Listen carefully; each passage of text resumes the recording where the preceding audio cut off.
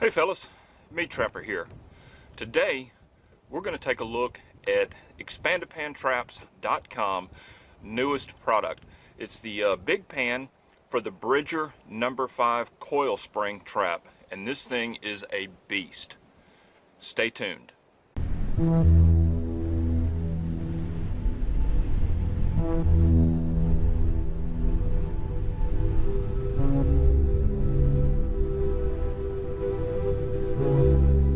This, my friends, is a Bridger number 5 coil spring trap. This is a beast of a trap. This trap is 4-coiled. This has the new expanded big pan from Chip Davis of ExpandedPanTraps.com. Now this pan is a weld-on pan. There are 4 points in this pan where you weld it onto the trap. You just tack it on there. This trap is a very beefy, very strong trap. It's got a very solid base plate on it. It's got a great D-ring, comes with multiple swivels, and I can't say enough good about this trap. This is very strong. What gets in it stays in it, and it's very easy to bed. It's very compact. Now what you're looking at on the screen now is a picture of the very first Bridger number 5 pan ever cut out by ExpandedPanTraps.com. And most of you guys know Chip Davis, the owner over there, and he makes outstanding gear. This stuff is top-notch, first-rate. Let's go catch some beavers.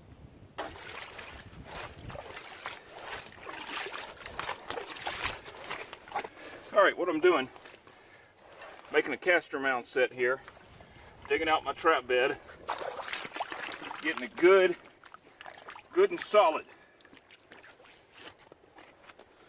Notice the short chain. If I had a long chain, that beaver can wrap,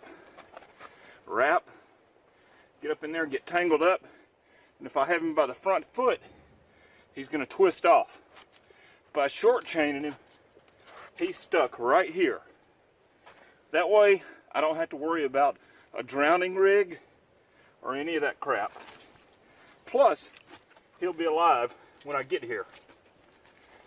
I want the beaver to approach across the hinges, not across the jaws. So I want the trap like this, not like that.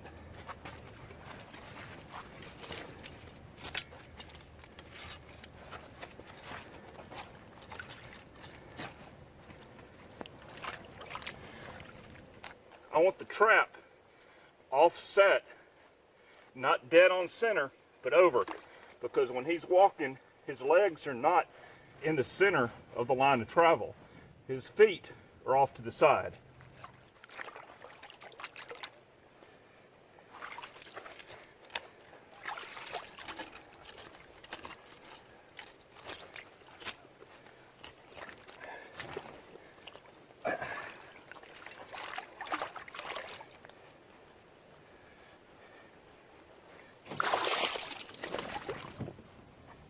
Now one thing I like to do is take my lure, you can see the lure right there, get some water in it, and just sort of saturate that whole area. Whole area smells good now. And I'm going to flag, not right here, but I'm going to go on down just a little bit and put a flag up. And that way, if somebody sees my flag, they don't come right to the trap. But I'll know where the set is.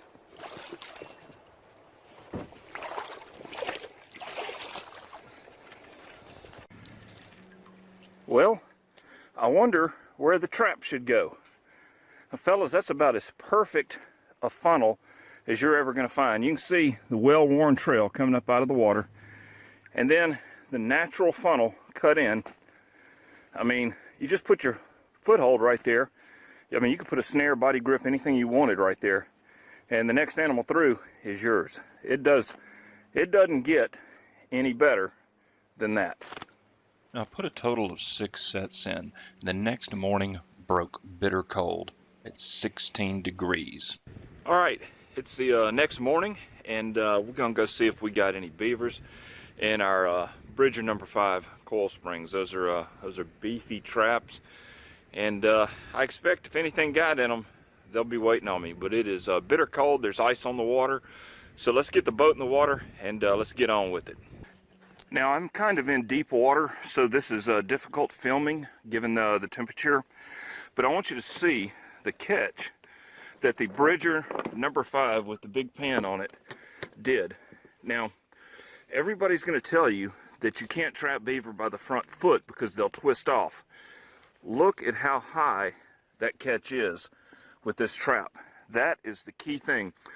If you catch them with a little trap right there, they can twist off. You catch them with a big trap, it's going to catch them up a lot higher. That is something they can't twist out of. The other key is to make sure you have good pan tension, because if you have real light pan tension on that trap, the minute he touches that pan, it's going to fire and you'll get a low catch. But if you crank that pan tension up, he's really got to put some force in it, and that's the end result. We'll take a better look at it in a minute when I get out of the boat. Now here's a little bit better shot, and you can see with the big trap you're going to catch above the twist off point. Once you get them up here, they're good to go. Nice beaver. Time to move on down the river and check a few more traps. Well, it was okay. Not a bad morning. I had 6 sets out. I caught 2 beavers. Both of them medium-sized beavers. Nothing to write home about. But, you know, hey, that's trapping, and that's food. You'd be surprised how many meals I can get out of 2 beavers with the organ meat, back straps, the meat, the ribs, and of course I use the bones for bone broth, so you know, I can't complain. But I really like these traps. They can be a bit of a bear to set. I cannot set them in water. I have to sort of get out and brace myself on some dry ground to set them. But overall, I like them, and the big pans are a big plus.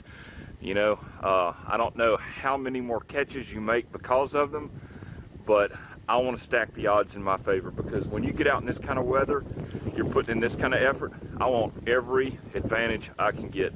And the expanded pan traps, big pans, they give me that extra advantage. Thanks for watching. We'll see you next time. And if you like what you've just seen, please consider going to patreon.com and becoming a Meat Trapper supporter and unlock bonus content, including my new series, Resistance Trapping, which is how to trap in a militia situation.